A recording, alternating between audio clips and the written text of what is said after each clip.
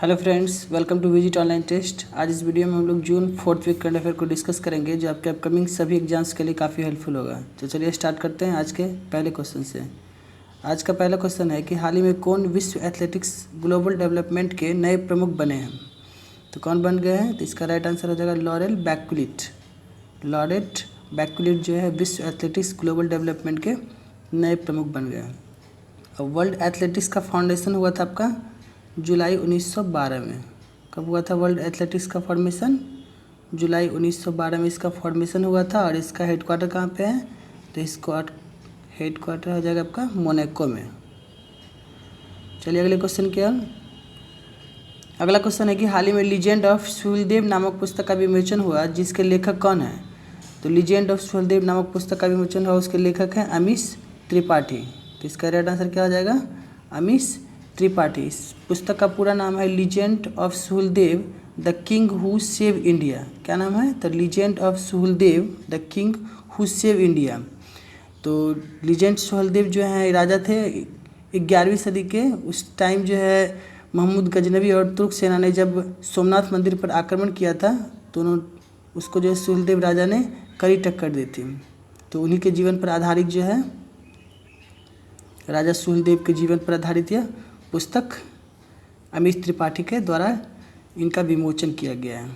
चलिए अगले क्वेश्चन की ओर। अगला प्रश्न है कि हाल ही में किस मेरिलबोर्न क्रिकेट क्लब की पहली महिला अध्यक्ष बनाई गई है? तो किसको बनाया गया मेरिलबोर्न क्रिकेट क्लब का महिला अध्यक्ष? तो इसका राइट आंसर हो जाएगा क्लेयर कोनोर को। क्लेयर कोनोर को जो है मेरिलबोर्न क्रिकेट क्लब का महिला अध्यक्ष बनाया गया है। इंग्लैंड की जो है पूर्व कप्तान रह चुकी है। कौन? तो क्लेयर कोनोर जो है इंग्लैंड की पूर्व कप्तान रह चुकी है। 233 साल के इतिहास में पहली बार ऐसा हुआ कि किसी महिला को जो है एमसीसी यानी मेरिलबोर्न क्रिकेट क्लब का अध्यक्ष बनाया गया है। और ये जो है 1 अक्टूबर 2021 से इस पद को संभालेंगी। कब से संभालेंगी? 1 अक्टूबर 2021 से। चलिए अगले क्वेश्चन की ओर। अगला क्वेश्चन है कि हाल ही में किस वर्ष 2019-20 का किर्लोस्कर संगीत पुरस्कार दिया गया? तो किसको दिया गया है किर्लोस्कर संगीत पुरस्कार? तो इसका राइट आंसर हो जाएगा मधुवंती दांडेकर। राइट आंसर हो जाएगा मधुवंती दांडेकर को जो है 2019-20 का किर्लोस्कर संगीत पुरस्कार दिया गया है। अगला क्वेश्चन है कि हाल ही में हुई घोषणा के मुताबिक पाकिस्तान के किस शहर में पहला हिंदू मंदिर बनेगा? तो पहला हिंदू मंदिर बनाया जा रहा है पाकिस्तान के इस्लामाबाद में, जिसमें कि टोटल 10 करोड़ रुपए खर्च हो रहे हैं। 10 करोड़ रुपए खर्च करके जो है एक कृष्ण मंदिर बनाया जा रहा है। कौन सा मंदिर बनाया जा रहा है? तो कृष्ण मंदिर। इसका राइट आंसर क्या हो जाएगा? इस्लामाबाद। चलिए अगले क्वेश्चन क्या। अगला क्वेश्चन है कि हाल ही में किन दो देशों को फीफा महिला विश्व कप 2023 की संयुक्त मेजबानी मिली है? तो किसको दे दिया गया मेजबानी? तो ऑस्ट्रेलिया और न्यूजीलैंड को। तो इसका राइट आंसर क्या हो जाएगा? ऑप्शन नंबर A1 ऑस्ट्रेलिया और न्यूजीलैंड को जो है संयुक्त रूप से फीफा महिला विश्व कप 2023 का मेजबानी दे दिया गया है। फीफा का जो है फाउंडेशन आपका कब हुआ था? तो इसका फाउंडेशन आपका हुआ था 1904 में इसका फाउंडेशन हुआ था। और इसका हेडक्वार्टर आपका स्विट्जरलैंड में है। हेडक्वार्टर कहाँ पे है? तो हेडक्वार्टर आपका स्विट्जरलैंड में है। और फीफा का फुल फॉर्म क्या होता है? तो फीफा का फुल फॉर्म होता है आपका federation international D football association. क्या होता है? तो federation international D football association. चलिए अगले क्वेश्चन क्या। अगला क्वेश्चन है कि किस फुटबॉल क्लब ने हाल ही में इंग्लिश प्रीमियर लीग 2019-20 का खिताब जीत लिया है? तो कौन से फुटबॉल क्लब ने जो है इंग्लिश प्रीमियर लीग 2019-20 का खिताब जीत लिया है? तो इसका राइट आंसर हो जाएगा लिवरपूल। लिवरपूल जो एक फुटबॉल क्लब है इंग्लैंड का। कहाँ का फुटबॉल क्लब है? तो इंग्लैंड का फुटबॉल क्लब है।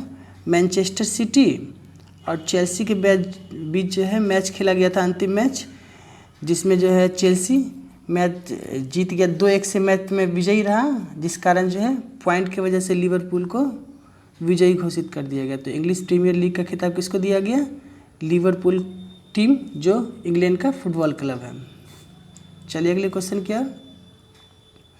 अगला क्वेश्चन है कि हाल ही में कौन ड्रोन से टिड्डियों को नियंत्रित करने वाला दुनिया का पहला देश बन गया है?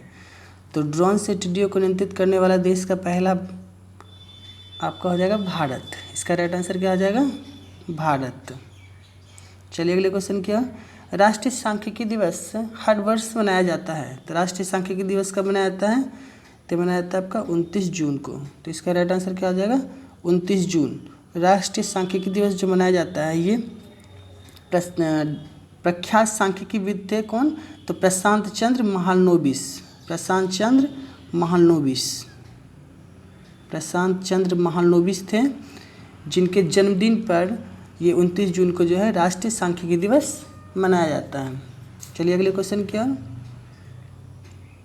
अगला क्वेश्चन है कि हाल ही में कौन आयरलैंड के नए प्रधानमंत्री बने हैं? तो आयरलैंड के नए प्रधानमंत्री बनाए गए हैं माइकल मार्टिन। कौन बनाए गए हैं? तो माइकल मार्टिन जो है आयरलैंड के नए प्रधानमंत्री बने हैं। नेक्स्ट क्वेश्चन, किस राज्य में हाल ही में भारत का पहला कवक पार्क बना है? तो राज्य में जो है कवक पार्क बनाया गया है वो कौन से राज्य में? तो इसका राइट आंसर हो जाएगा आपका उत्तराखंड में। उत्तराखंड में जो है भारत का पहला कवक पार्क बनाया गया है। उत्तराखंड के सीएम आप सभी को पता है कौन है? तो त्रिवेंद्र सिंह रावत वहाँ के सीएम हैं और गवर्नर है बेबी रानी मौर्य। और वहाँ पे जो है उत्तराखंड में Rajaji national park, Jim Corbett national park, Nanda Devi national park, ये सभी जो है एग्जाम में बहुत पूछे जाते हैं। राजा जी, जिम कॉर्बेट और नंदा देवी, ये तीनों एग्जाम पॉइंट ऑफ व्यू से बहुत इंपॉर्टेंट है। ये सभी तीनों कहाँ पे हैं? तो उत्तराखंड में ही है। चलिए अगले क्वेश्चन क्या, अगला क्वेश्चन है कि पीएम मोदी ने हाल ही में छोटी दुकान चलाने वाले के लिए किस नाम से एक योजना शुरू की है? तो किस नाम से योजना शुरू किया गया है? तो इस योजना का नाम है पीएम स्वनिधि योजना। क्या नाम है इसका? पीएम स्वनिधि योजना। चलिए अगले प्रश्न क्या, अगला प्रश्न है कि माइक्रोसॉफ्ट ने हाल ही में घोषणा की कि वह दुनिया भर में अपने सभी कितने रिटेल स्टोर को हमेशा के लिए बंद कर रही है? तो कितने रिटेल स्टोर को जो है माइक्रोसॉफ्ट के द्वारा बंद किया जा रहा है? तो 83 जो है रिटेल स्टोर को जो हमेशा के लिए बंद कर दिया गया। क्यों बंद कर दिया गया है? कोरोना क्राइसिस के वजह से माइक्रोसॉफ्ट ने फैसला लिया है कि वो अपने 83 रिटेल स्टोर को हमेशा के लिए बंद कर रही है। माइक्रोसॉफ्ट के संस्थापक आप सभी को पता है कौन है? तो उनके संस्थापक है बिल गेट्स और पॉल एलन। बिल गेट्स और पॉल एलन। चलिए अगले क्वेश्चन क्या, अगला क्वेश्चन है कि केंद्र सरकार ने भारत चीन तनाव के बीच टिकटॉक समेत कितने मोबाइल ऐप पर प्रतिबंध लगा दिया है? तो टिकटॉक सहित जो है 59 ऐप्स पे जो है भारत सरकार के द्वारा प्रतिबंध लगा दिया गया है। चलिए अगले प्रश्न क्या, अगला प्रश्न है नासा ने वाशिंगटन डीसी स्थित अपने मुख्यालय का नाम निम्न में से किसके नाम पर रखने का फैसला किया है? तो नासा ने जो है मैरी डब्ल्यू जैक्सन के नाम पर जो है अपने मुख्यालय के नाम रखने का फैसला किया है। नासा के बारे में आप सभी को पता है, national aeronautics and space administration. क्या होता है फुल फॉर्म इसका? तो national aeronautics and space administration. और इसका स्थापना कब हुआ था नासा का? तो 1958 में। कब होता है इसका स्थापना? 1958 में इसका स्थापना हुआ था। इसका हेडक्वार्टर हो जाएगा आपका वाशिंगटन डीसी में। और इसके प्रमुख कौन है? तो प्रमुख है जिम ब्रिस्टिन। कौन है प्रमुख इसके? तो जिम ब्रिस्टिन जो है इनके प्रमुख है, किसके? नासा के। चलिए अगले क्वेश्चन क्या, अगला क्वेश्चन है कि केंद्र सरकार ने उत्तर प्रदेश की राज्यपाल आनंदीबेन पटेल को किस राज्य के राज्यपाल पद का अतिरिक्त कार्यभार सौंपा है? तो कौन से राज्य का अतिरिक्त कार्यभार सौंपा गया है? तो मध्य प्रदेश का। तो इसका राइट आंसर क्या हो जाएगा? मध्य प्रदेश। अगला क्वेश्चन है कि निम्न में से किस देश ने हाल ही में अमेरिका के राष्ट्रपति डोनाल्ड ट्रंप के खिलाफ गिरफ्तारी वारंट जारी किया है? तो कौन से देश ने अमेरिका के राष्ट्रपति के खिलाफ जो है गिरफ्तारी वारंट को जारी किया है? तो जारी किया गया है आपका ईरान के द्वारा।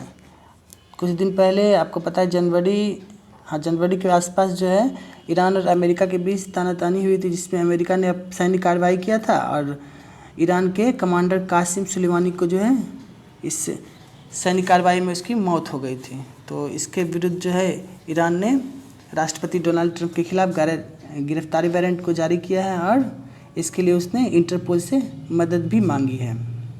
चलिए अगले प्रश्न की ओर। अगला प्रश्न है कि हाल ही में वित्तीय कार्रवाई कार्यबल फाइनेंशियल एक्शन टास्क फोर्स की पूर्ण बैठक किस देश की अध्यक्षता में आयोजित की जाएगी? तो इसका राइट आंसर क्या आ जाएगा? ऑप्शन नंबर A1, चीन की अध्यक्षता में। नेक्स्ट क्वेश्चन है कि केंद्र सरकार ने कोविड-19 के गंभीर लक्षण वाले मरीजों के इलाज के लिए एक किस ड्रग के इस्तेमाल की इजाज़त दे दी है? उस ड्रग का क्या नाम है? तो इस ड्रग का नाम है डेक्सामेथासोन। क्या नाम है इस ड्रग का? डेक्सामेथासोन। चलिए अगले क्वेश्चन की ओर। अगला क्वेश्चन है कि हाल ही में किस राज्य के मुख्यमंत्री के चंद्रशेखर राव ने हरिता हरम कार्यक्रम के छठे चरण का शुभारंभ किया है? हरिता हरम के छठे चरण का शुभारंभ किया गया है किस राज्य के मुख्यमंत्री चंद्रशेखर राव के द्वारा? तो इसका राइट आंसर क्या आ जाएगा? Telangana, option number C3। हरिता हरम जो है, हरिता हरम क्या है? तो ये जो है हरिता राज्य में वृक्षों की संख्या को बढ़ाने के लिए तेलंगाना द्वारा जो क्रियान्वित एक वृक्षारोपण कार्यक्रम है। क्या है? एक वृक्षारोपण कार्यक्रम है। चलिए अगले प्रश्न की ओर। अगला प्रश्न है कि हाल ही में किस भारतीय अंपायर को ICC के एलीट पैनल में शामिल किया गया है? तो ICC के एलीट पैनल में किसको शामिल कर लिया गया है? तो नितिन मेनन को। इसका राइट आंसर क्या आ जाएगा? नितिन मेनन, जिनको कि ICC के एलीट पैनल में शामिल कर लिया गया है। अब ICC के बारे में भी करंट न्यूज आ रहा है कि ICC के जो चेयरमैन हैं कौन? शशांक मनोहर, उन्होंने इस्तीफा दे दिया है। और डिप्टी चेयरमैन जो इमरान ख्वाजा हैं, कौन है डिप्टी चेयरमैन? इमरान ख्वाजा। इमरान ख्वाजा जो है, ये जो है अभी तत्काल रूप से इसका प्रभार, चेयरमैन का प्रभार संभालेंगे। कौन? Deputy chairman. चलिए अगले प्रश्न की ओर। अगला प्रश्न है कि विश्व बैंक ने किस देश में शिक्षा में सुधार से जुड़े कार्य को लिए लगभग 3700 करोड़ रुपए की कर्ज को मंजूरी दे दिया है? तो किस देश के लिए दिया गया है 3700 करोड़ रुपए की मंजूरी? तो दिया गया है भारत के लिए। तो इसका राइट आंसर क्या आ जाएगा? Option number C3, Bharat. World bank के बारे में आप सभी को पता है, उसका फाउंडेशन कब हुआ था? तो 1944 में जो है वर्ल्ड बैंक का फाउंडेशन हुआ था। और उसके प्रेसिडेंट हैं डेविड मलपास। कौन है इसके प्रेसिडेंट? तो डेविड मलपास जो हैं उनके प्रेसिडेंट हैं। किसके? तो वर्ल्ड बैंक के। और इसका हेडक्वार्टर कहाँ पे है? तो हेडक्वार्टर हो जाएगा आपका वाशिंगटन DC में। चलिए अगले प्रश्न की ओर। अगला प्रश्न है कि किस देश के इस्लामिक रिवॉल्यूशनरी गार्ड कॉर्प्स ने घोषणा की है कि वह अगले साल मार्च तक हिंद महासागर में अपना स्थायी सैन्य अड्डा स्थापित करेगा? तो किसने इसका ऐलान किया है?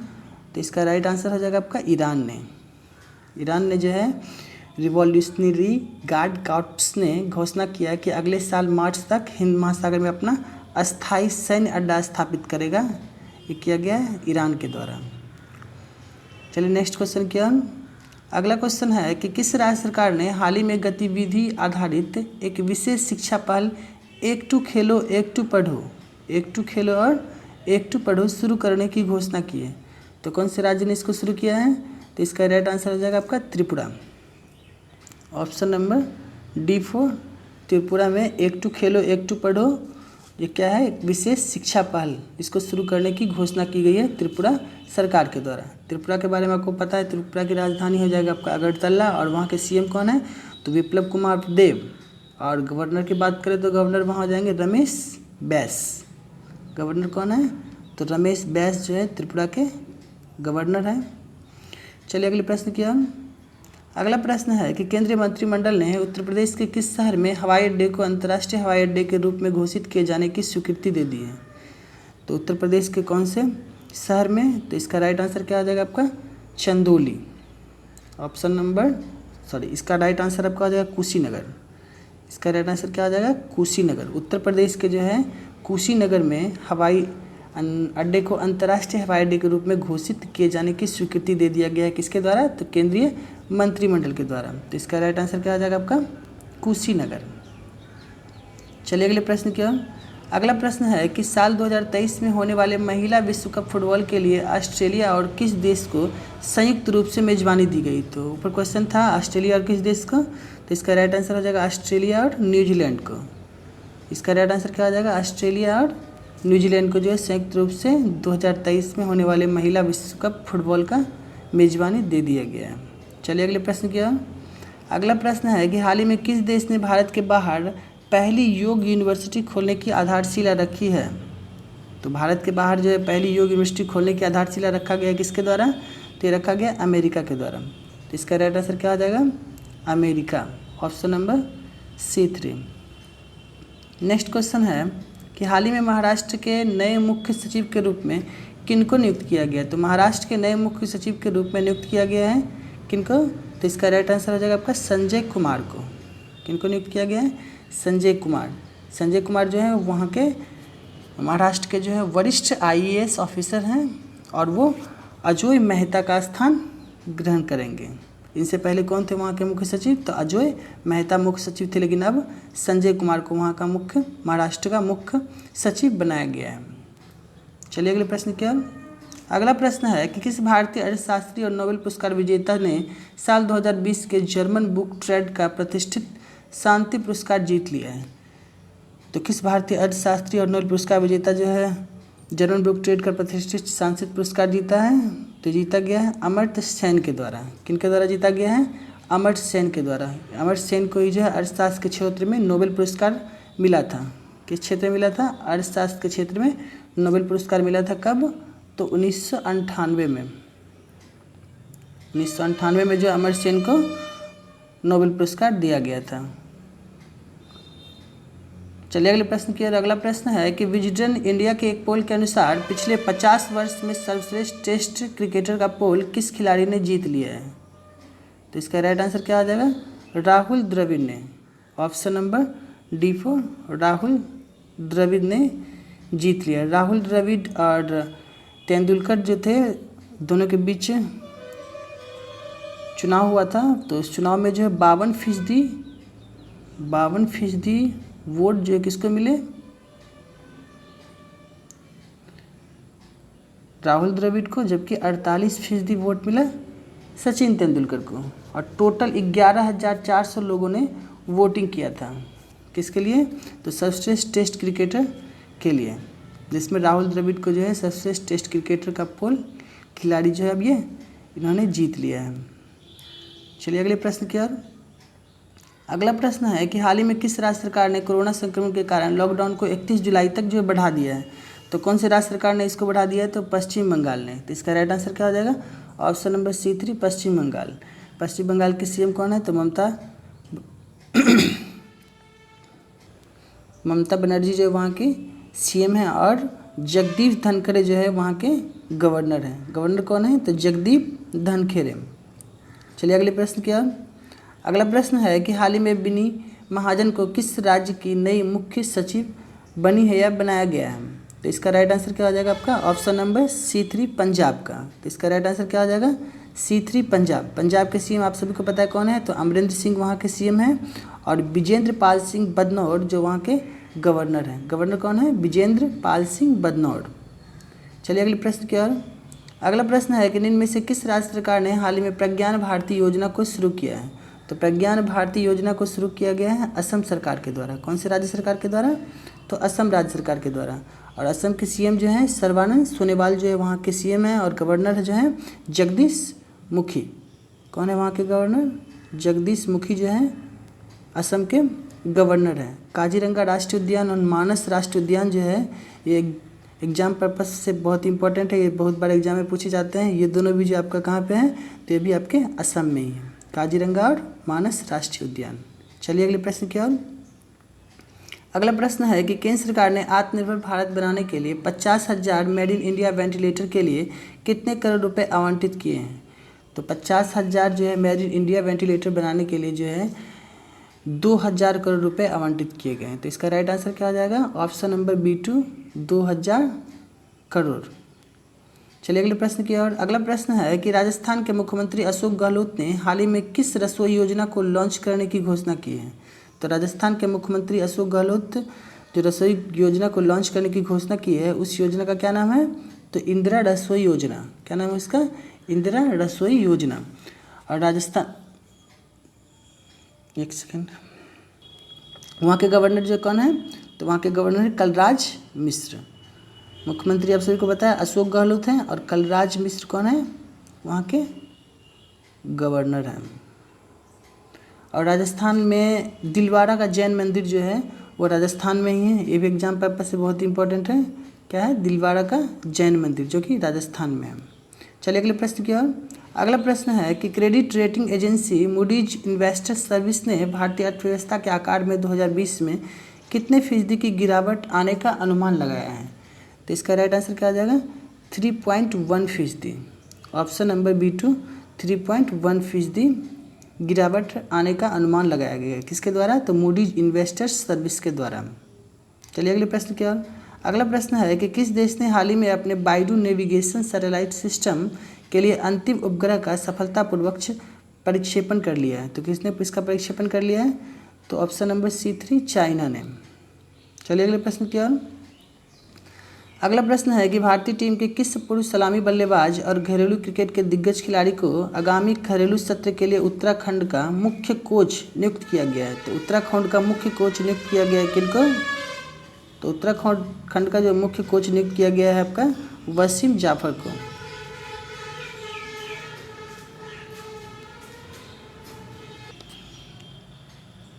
वसीम जाफर को जो है वहाँ का मुख्य कोच नियुक्त किया गया है। कहाँ का? तो उत्तराखंड का। चलिए अगले प्रश्न क्या? अगला प्रश्न है कि SBI की एक रिपोर्ट के अनुसार लॉकडाउन के कारण प्रति व्यक्ति आय में निम्न में से कितने प्रतिशत गिरावट आई है? तो SBI की जो है रिपोर्ट के अनुसार प्रति व्यक्ति आय में जो गिरावट आई है वो कितना प्रतिशत है? तो 5.4%। इसका राइट आंसर क्या आ जाएगा? Option number A1 5.4%। SBI state bank of India, इसके चेयरमैन कौन है? तो रजनीश कुमार। रजनीश कुमार जो है स्टेट बैंक ऑफ इंडिया के चेयरमैन हैं। चलिए अगले प्रश्न की ओर। अगला प्रश्न है कि हाल ही में किस देश ने बहुपक्षीय शस्त्र व्यापार संधि ATT में शामिल होने का निर्णय लिया है? तो कौन से देश जो है ATT में शामिल होने का निर्णय लिया है? तो चीन ने। इसका राइट आंसर क्या आ जाएगा? चीन। ATT का फुल फॉर्म आ जाएगा आपका आर्म ट्रेड ट्रीटी। क्या आ जाएगा full form? Arm trade treaty. चलिए अगले प्रश्न की ओर। अगला प्रश्न है कि विश्व बैंक ने हाल ही में किस देश के लिए 1.05 बिलियन अमेरिकी डॉलर की राशि मंजूर कर ली है? तो कौन से देश ने इसको मंजूर कर लिया है? इसका राइट आंसर हो जाएगा आपका बांग्लादेश ने। ऑप्शन नंबर C3 बांग्लादेश ने। बांग्लादेश के प्रेसिडेंट कौन है? तो बांग्लादेश के प्रेसिडेंट है अब्दुल हमीद। कौन है वहाँ के प्रेसिडेंट? अब्दुल हमीद। और वहाँ के जो है PM कौन है? वहाँ के PM है शेख हसीना। शेख हसीना जो है वहाँ की बांग्लादेश की PM है। चलिए अगले प्रश्न की ओर। अगला प्रश्न है कि विजय खंडूजा को किस देश में भारत का अगला राजदूत नियुक्त किया गया है? तो विजय खंडूजा को जो है जिम्बाब्वे में भारत का राजदूत नियुक्त किया गया है। तो इसका राइट आंसर क्या आ जाएगा? Option number D4 Zimbabwe. Next question है कि रिलायंस इंडस्ट्री के चेयरमैन मुकेश अंबानी दुनिया के सबसे अमीर लोगों की सूची में किस स्थान पर पहुंच गए हैं? तो रिलायंस इंडस्ट्रीज के जो चेयरमैन हैं मुकेश अंबानी वो अब दुनिया में 9वें स्थान पर पहुंच गए, जबकि पहले स्थान पर जो है कौन है? तो पहले स्थान पर अमेजन के जो संस्थापक हैं जेफ बेजोस। कौन है? Jeff Bezos. चलिए अगले प्रश्न की ओर। अगला क्वेश्चन है कि महानदी कोलफील्ड्स लिमिटेड ने हाल ही में किस राज्य में 60,000 करोड़ रुपए की निवेश करने की योजना तैयार की है? तो कौन से राज्य में? तो इसका राइट आंसर हो जाएगा आपका उड़ीसा में। Option number A1 Orissa. Orissa के CM आप सभी को पता है कौन है? उड़ीसा के CM है नवीन पटनायक। नवीन पटनायक जी जो है वहाँ के CM है और गवर्नर है गणेशी लाल। गवर्नर कौन है? गवर्नर है गणेशी लाल। गणेशी लाल जो है वहाँ के गवर्नर है। और उड़ीसा में आपका कोणार्क का सूर्य मंदिर जो नरसिंह देव के द्वारा बनाया गया था, ये एग्जाम पॉइंट ऑफ व्यू से बहुत इंपॉर्टेंट है। तो कोणार्क का सूर्य मंदिर कहाँ पे है? तो उड़ीसा में है स्थित है। चलिए अगले क्वेश्चन की ओर। अगला क्वेश्चन है कि पद्मश्री पुरस्कार से सम्मानित विद्याबेन शाह का हाल ही में निधन हो गया, वो किस क्षेत्र से जुड़ी हुई थी? तो पद्म पुरस्कार सम्मानित जो है विद्याबेन शाह जिनका निधन हो गया, उनका संबंध था सामाजिक कार्यकर्ता थी। वो कौन थे? वो तो सामाजिक कार्यकर्ता, ऑप्शन नंबर B2।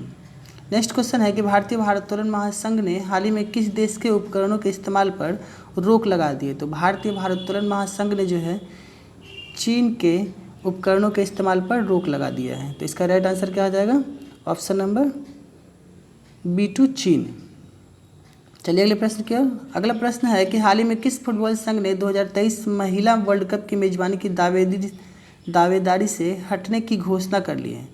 तो किस देश ने इस दावेदारी से हटने की घोषणा की है।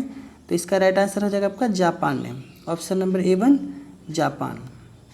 नेक्स्ट क्वेश्चन है कि कोरोना वायरस कोविड-19 के मद्देनज़र वर्ष 2021 में आयोजित होने वाले 93वें अकादमी पुरस्कार अथवा ऑस्कर को कितने माह के लिए जो है स्थगित कर दिया गया है। तो इसको जो है 2 माह के लिए स्थगित कर दिया गया है। तो इसका राइट आंसर क्या आ जाएगा, ऑप्शन नंबर C3 2 माह। चलिए अगले क्वेश्चन क्या। अगला क्वेश्चन है कि रणजी क्रिकेट में सबसे ज़्यादा विकेट लेने वाले किस स्पिनर का हाल ही में निधन हो गया। तो उस स्पिनर का क्या नाम है। तो उनका नाम है Rajendra Goyal, option number A1 Rajendra Goyal, जिनका जो है 77 वर्ष की आयु में निधन हो गया। कहाँ निधन हुआ, तो रोहतक में इनका निधन हो गया। और इनका जो है रिकॉर्ड 637 विकेट लेने का इनका रिकॉर्ड था। चलिए अगले प्रश्न की ओर।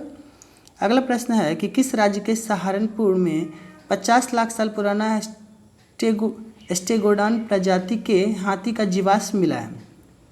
तो कौन से राज्य में मिला है। तो इसका राइट आंसर हो जाएगा आपका उत्तर प्रदेश में मिला है।